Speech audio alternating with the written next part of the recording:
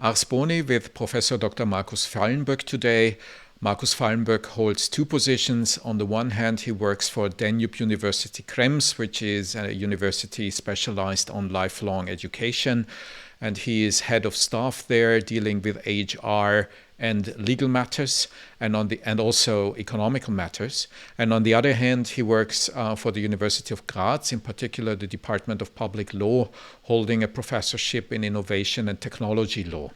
And I had the opportunity, the very rare opportunity, I must say, to speak to someone who has really direct insight into two different Austrian universities right after the COVID crisis, or perhaps even during the COVID crisis, and what he learned for his personal career, but also for universities in their field and competing with other universities on a global level.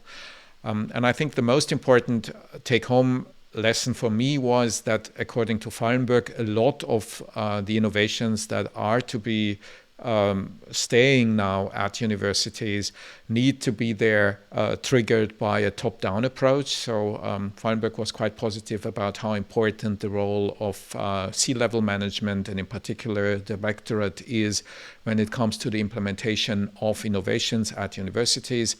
And the second very important field that I really liked in the conversation was the precise and very much hands-on approach and advice that Fallenberg gave for younger people if they want to become successful academics.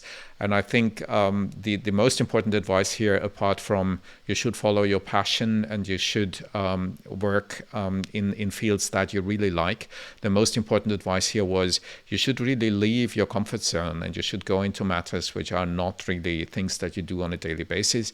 And the good news here is certainly the time during or after pandemic is the right moment for doing this.